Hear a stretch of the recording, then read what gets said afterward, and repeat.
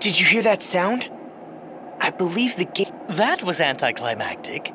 He could have at least included a flash, a bang, or a puff of smoke. Let's head in before Ringabel has a chance to flap his gums again.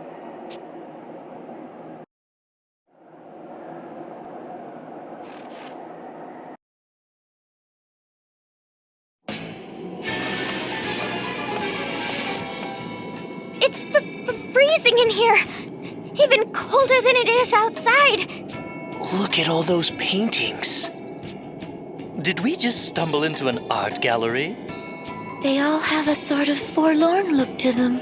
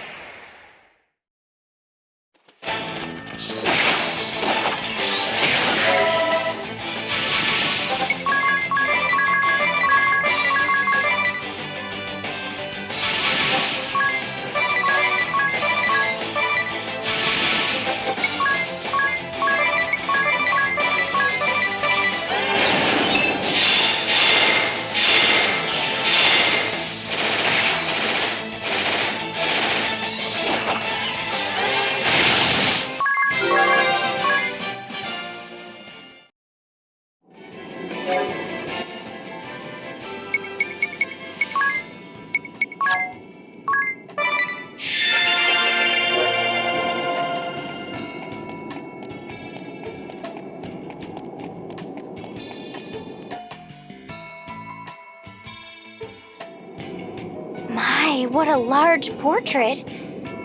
Is that Lord De Rosso? His wife was sure an attractive one. Oh, and it says something under the painting. Lester, eldest son of the House of De Rosso. Future clergyman of the Crystal Adventists and cardinal of the Crystal Orthodoxy. Born in the land of Eternia on a cold winter's day. So, that's his mother, not his beautiful young wife. And that little baby is Lord De Rosso. Clergyman? Of the Crystal Adventists? Is something the matter, Agnes? The Crystal Adventists were the predecessors of the Crystal Orthodoxy. It is now known as the Old Faith. But it hasn't been practiced in over 2,400 years. How could he have been a member of the Adventist clergy? According to this portrait, Lord De Rosso is incredibly old, even ancient. Yes, indeed. For I was born of these frozen lands in a time some 2,400 years from this day.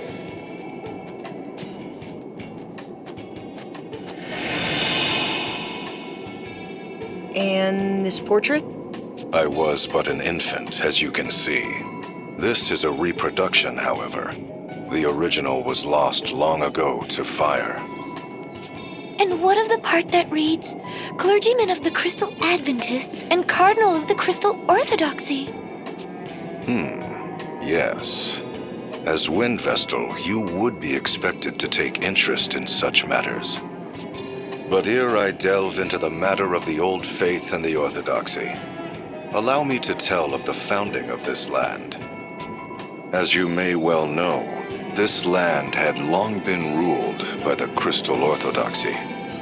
However, 15 years passed, the Templar rose up and occupied their lands. Thus was the Duchy of Eternia born. Or so I expect you have been taught. However, the Templar did not found a new state. In truth, he restored an ancient dynasty. He did? Long before the Crystal Orthodoxy ruled this land, it was known as the Kingdom of Eternia. In a time 2,400 years past, Eternia was a bountiful land blessed with 4 distinct seasons. The highlands were not as lofty as they are today. People and ideas flowed freely from other lands. The kings of Eternia were protectors of the Earth Crystal and the Crystal Adventists. To the west lay the castle of the House of De Rosso, hereditary dukes of Eternia with royal blood in their veins. Relations with the royal family were good, and ever did the kings of Eternia treat the dukes of our house with kindness. In return, the House of De Rosso did faithfully serve generations of Eternian kings.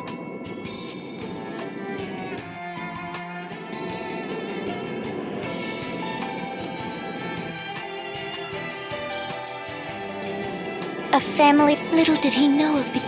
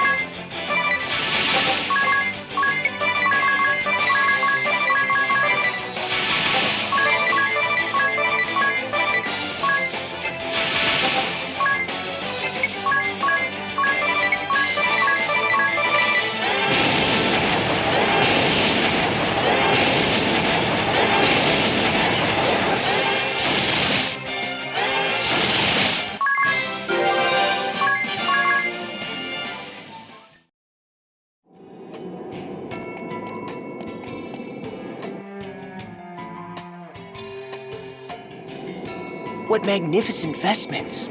This must be none other than Lord De Rosso. 'Tis a portrait of my ordainment as Cardinal of the Orthodoxy. I was as yet... No, let us move on to other matters. I was born of the House of De Rosso, hereditary Dukes of Eternia. Blessed was my youth. My parents showered affection upon me, and I was beloved by the people. And the king bestowed favor upon me as well. Upon royal recommendation, I was made a cleric of the Crystal Adventists. I devoted my body and soul to my clerical duties. For king, for kingdom, for faith. Sleep became an oft-missed luxury. But before long, a new tide began sweeping through the Crystal Adventists. There were those who wanted the clergy to control the 4 crystals of Luxembourg, rather than local monarchies and temples. That belief formed the core of the Crystal Orthodoxy. The Eternian royal family, keepers of the Earth Crystal, immediately assented to this new way. I soon found myself appointed to the position of Cardinal in the Orthodoxy. Me, a mere cleric. Cardinal De Rosso. Those were my days of glory. Even now, the mere sound of the then-new title is dear to me. The old faith was remade entirely into the Crystal Orthodoxy, and the decision was made to elect a Grand Patriarch to rule. Thereupon, cardinals throughout the world gathered for a conclave to elect the first Grand Patriarch. Amid the conclave's maelstrom, I was approached by a cardinal who wished for me to vote for his choice. I suppose it was my youth and sincerity that made me reject the notion out of hand. But that was my downfall, for I was forced from the position of cardinal by the fraudulently elected Grand Patriarch. I had been but fervent in my beliefs and ideals. What I did only for the Orthodoxy, and for the people of this world. The old faith and the Orthodoxy. The Kingdom of Eternia and the Duchy. That was all a bit hard to follow. I agree. There are no major differences in teachings between the Old Faith and Orthodoxy. They both revere the 4 crystals. I have heard that the Adventists gave way to the new and truer ideas of the Orthodoxy and faded away. No wonder the Old Faith was abandoned. Yet there is more to the story, for history is not more than accounts recorded by the victorious. To solidify their power, the victors showered contempt upon the vanquished. So it was those who held the reins of power within the Orthodoxy relentlessly pressed for the Adventists' eradication. No one recalls the words of the vanquished if the victorious write them out of history. 'Tis as if they had never existed. I'd been taught that the battle between the 2 faiths had been fierce, and in its wake, devastation persisting to this day covered all the lands. That is an uncharacteristically accurate account for the Orthodoxy, save for their false reckoning of time.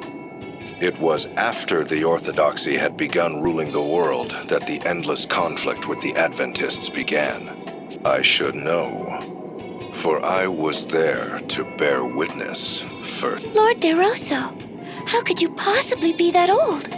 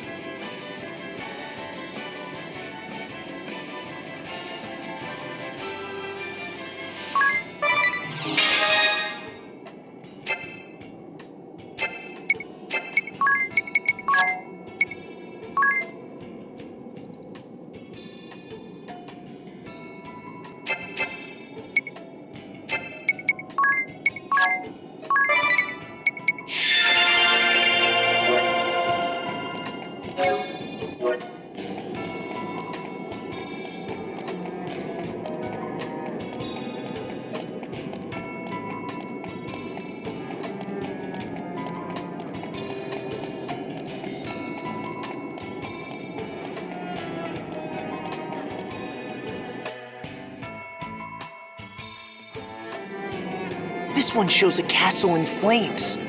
A large army surrounds it. It looks as if it could fall at any moment.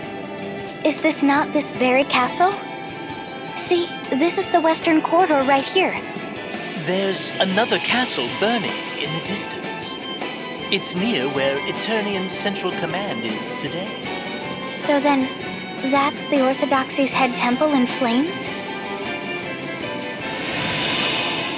Nay, the distant castle in flames belonged to the King of Eternia, and the castle in the fore, 'tis the abode of my family, the House of De Rosso.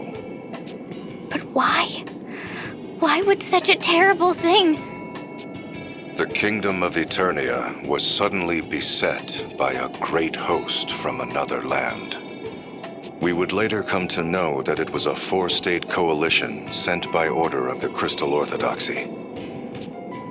They had been told the King of Eternia sought a return to Adventism and was arming for war against the Orthodoxy. The Grand Patriarchy used this fiction to order a great muster of forces from across the lands. Alas, I failed to heed the many warning signs. I rejected the scheming Cardinal's choice for Grand Patriarch.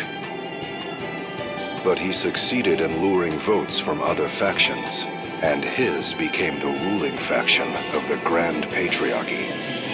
It was they who wished to establish Crystal Orthodoxy as the uncontested world religion. Under their orders, the castle of the Eternian King was besieged. It fell in mere weeks.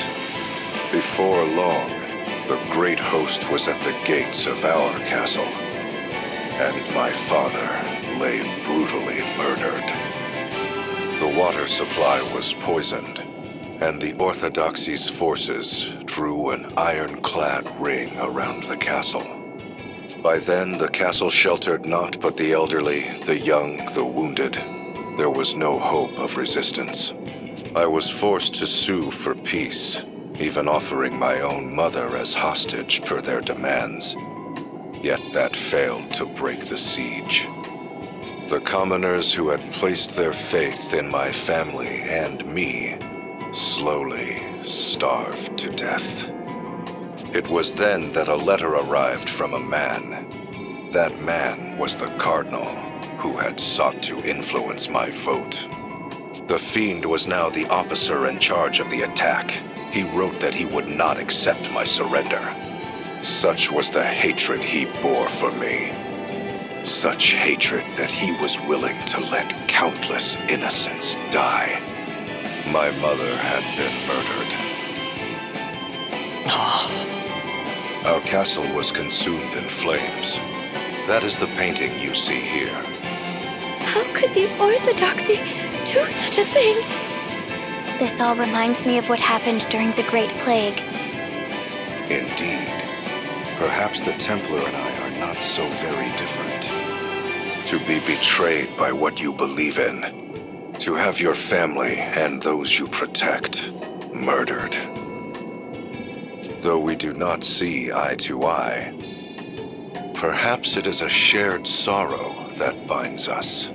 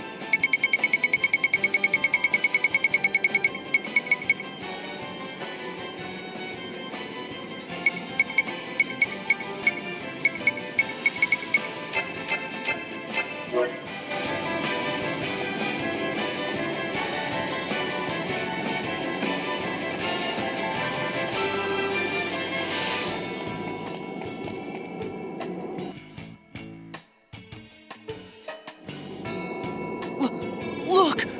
Such fierce flames. Though I wish not to remember that day, it is indelibly etched upon my mind. How did you survive? The Orthodoxy lay siege yet would accept no surrender. My mother, father, relatives, and my people lay dead. It was then I set our castle ablaze. But as the flames began to lick my body, something slipped into me. Betrayed by the precepts I believed in, was I not bitter? Robbed of my beloved homeland, my dearest of kin, my people, slain. Amid such despair, was I content to simply welcome death? Nay, I heard a voice. Accept me, and I shall grant life everlasting. Though it shall be filled with grief, thou shalt have all eternity to wreak vengeance upon thine enemies. Did I forge a dark pact with some fiendish entity that day? Or was it a rebirth, triggered by a future me, reaching back to the past? Panicked upon failing to find my body, the Orthodoxy chose to denounce my family and me as ghoulish vampires. Thus have I been living an immortal existence ever since. Then the name Vampire Castle is... A lie that has been perpetrated by the Orthodoxy for some 2,400 years. Though it is true I am immortal, I am no vampire. I find the smell of blood too revolting to ever drink it. Having said that, I have done naught to quell the rumors. In truth, I endeavored to embellish them. My ability to transform myself into a bat and grow these fangs are the fruits of many years. Long, long years of effort. Tell me, O Vestal of the Wind, what does the Crystal Orthodoxy have to say about the passing of the first Grand Patriarch? He chose the second Grand Patriarch and prayed for peace and the well-being of the faithful as he passed peacefully from this world. Passed peacefully from this world, you say? I know the truth to be far different. What do you mean? The first Grand Patriarch was assassinated, along with his Archbishop, the man who had been my bane. The assassin himself tells you this. There is no other truth. That was when I forsook this land. Soon after, sightings of the vampire Lester de Rosso began to crop up throughout the world. I became a veritable Duke of Darkness, forging ties with those bearing hatred toward the Orthodoxy, and those it had oppressed. I was the enemy of man, the hated and feared vampire. But more than that, I was known as the arch-enemy of the Orthodoxy. And after some 500 years, a fateful encounter with one whom you all know well. No, let us leave the matter for another time.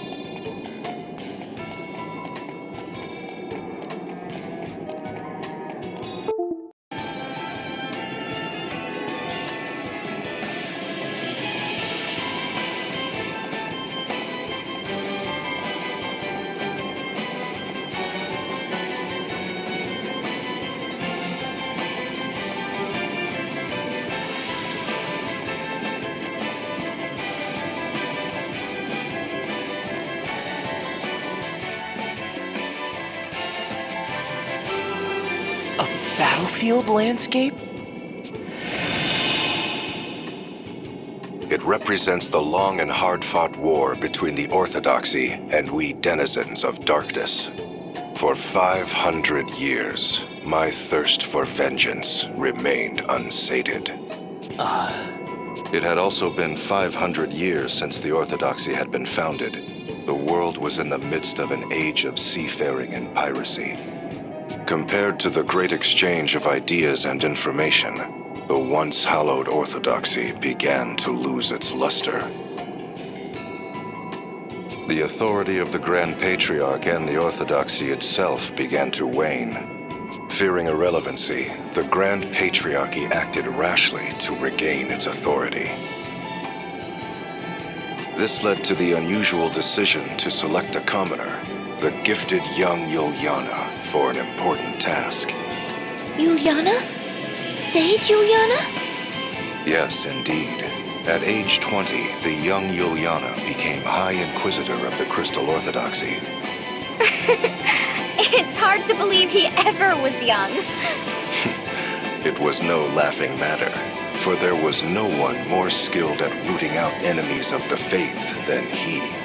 The shadowy ones, those who had been working against the Orthodoxy, were crushed by the host he led.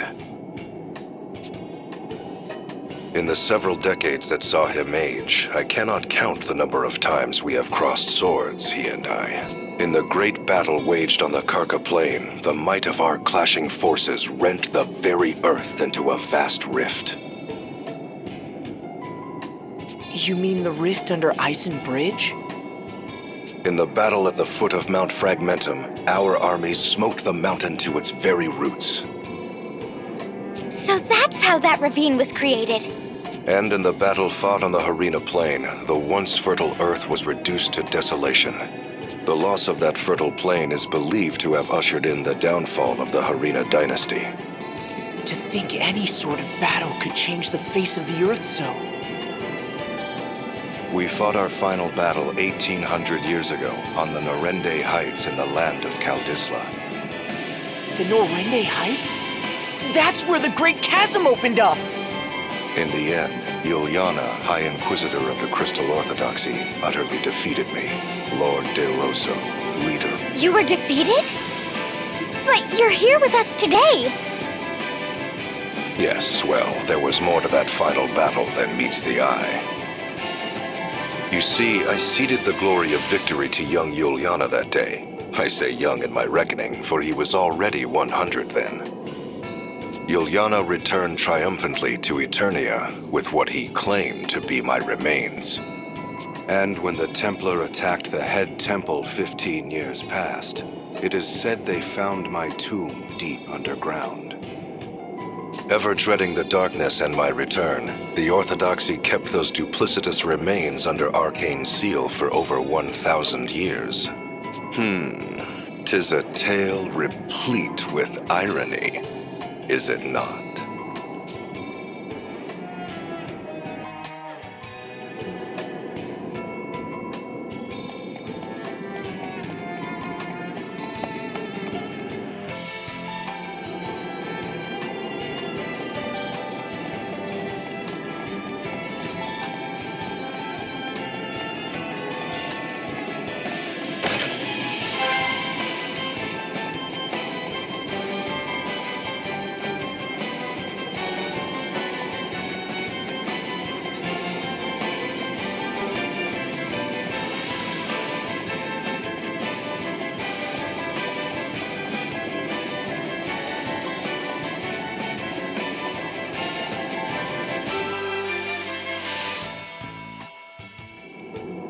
That is Sage Juliana.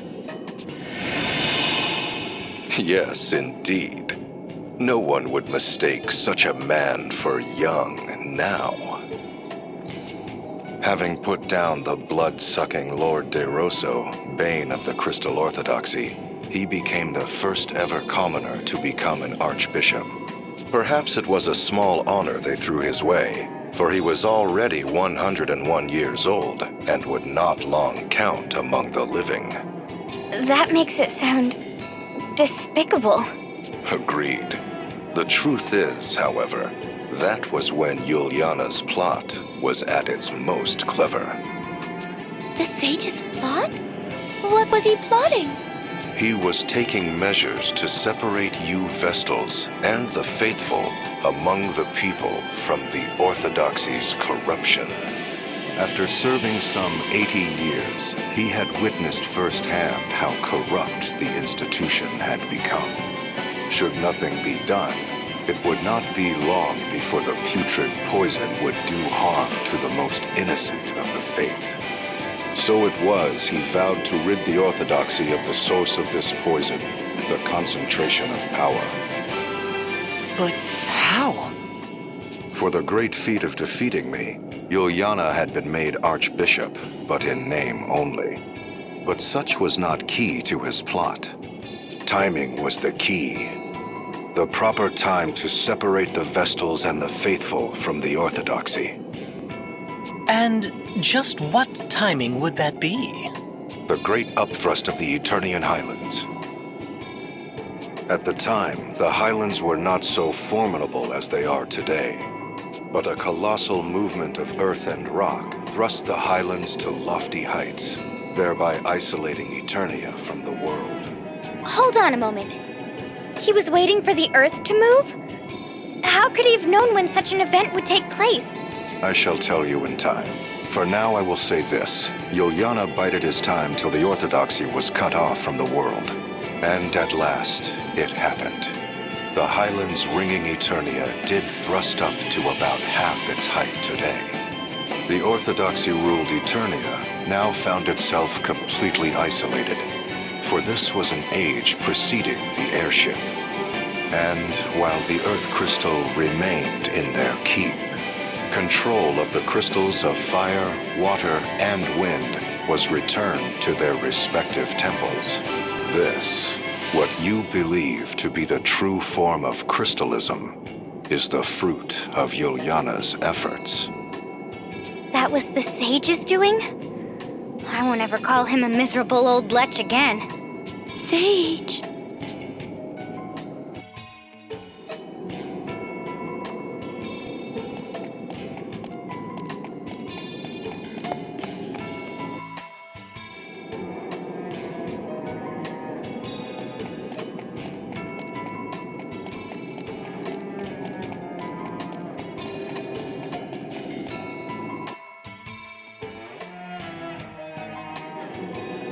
What is that glowing jewel-like object? I could swear I've seen something like that before. I believe you have seen a similar sight countless times. It is known as an asterisk. An asterisk? As in those objects we possess? Yes, indeed. The second stage in Yuliana's plot against the Orthodoxy's authority was to deprive them of the power to grant vocations.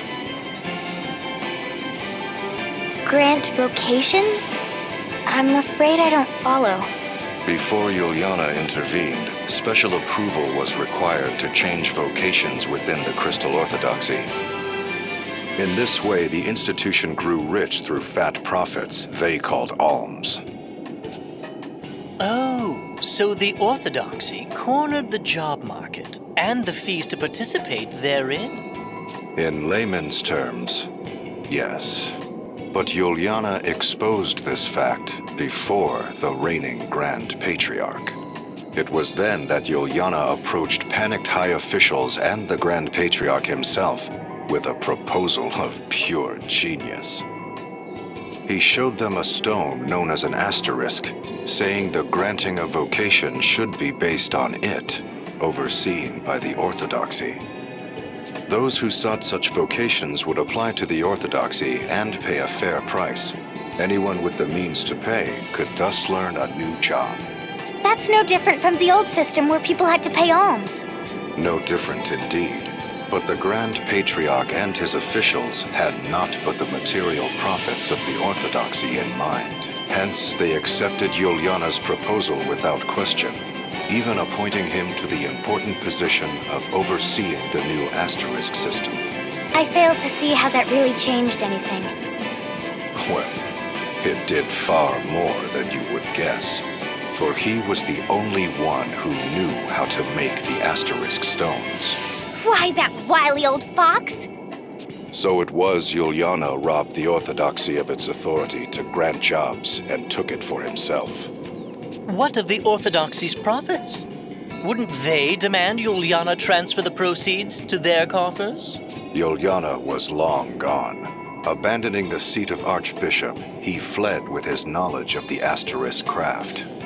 He also took arms and armor the Orthodoxy had seized from around the world, items of such power that their use was forbidden.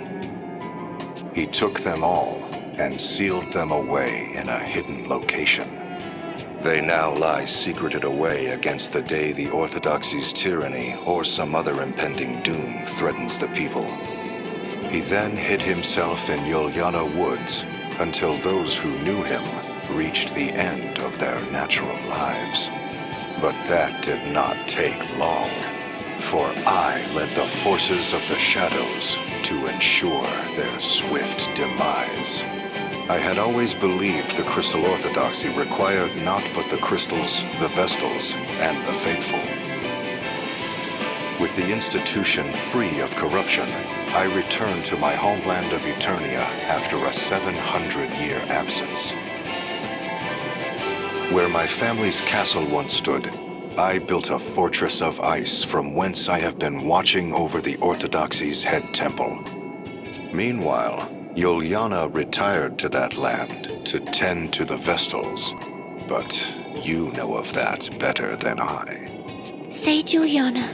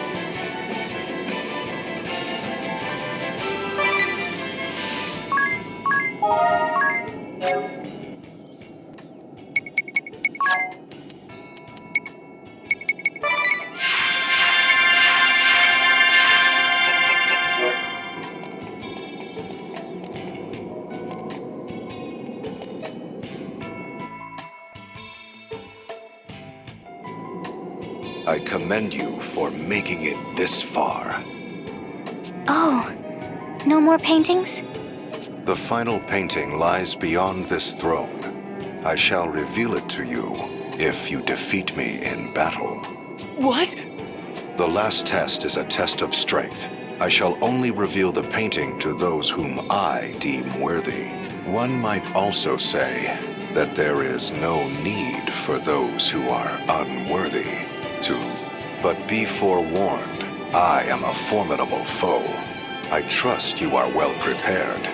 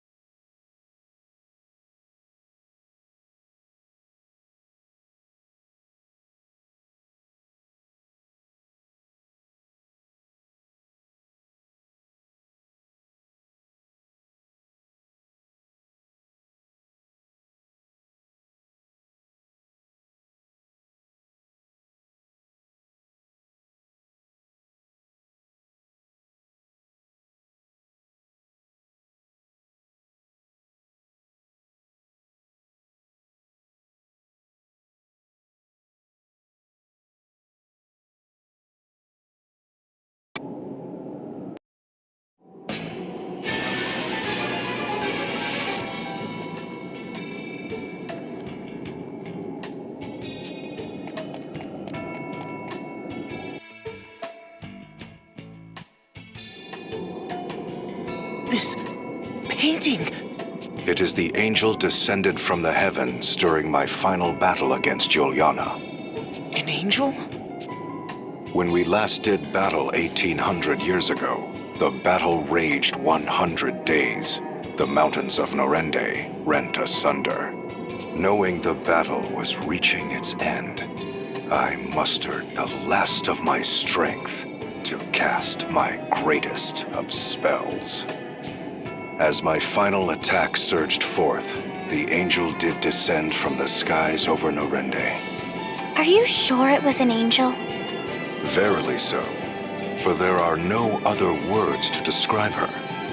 For a moment, Juliana and I stood captivated. Before we realized it, our struggle was forgotten. But the angel lost her light. Her wings were shattered and her body torn asunder. There seemed little hope she would live. When she came to her senses, she trembled with fear. Yet with little remaining strength in her body, she made unto us an appeal. What appeal? What did the angel say to you?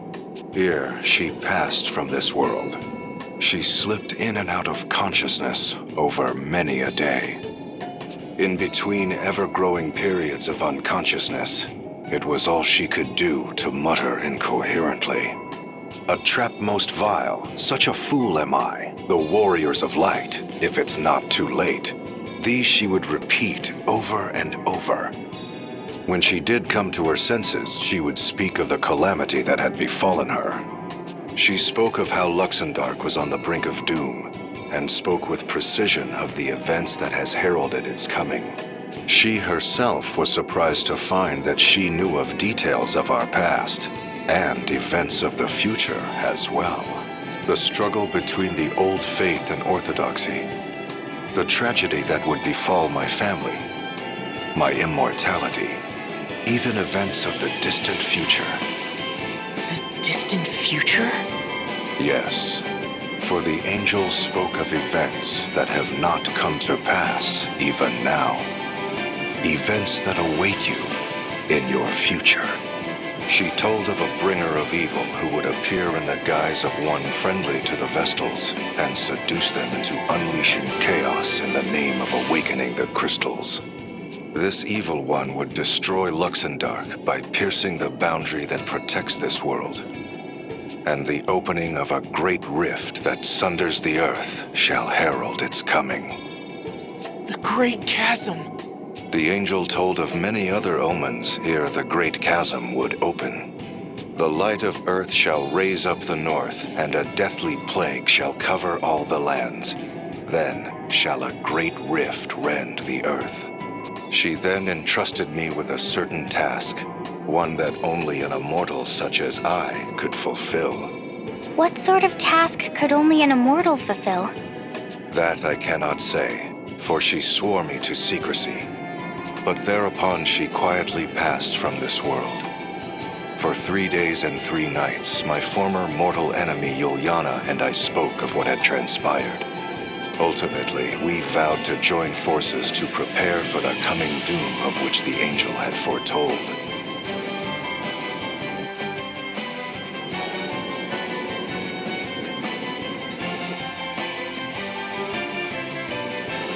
The painting of the angel. It all started with this fateful meeting.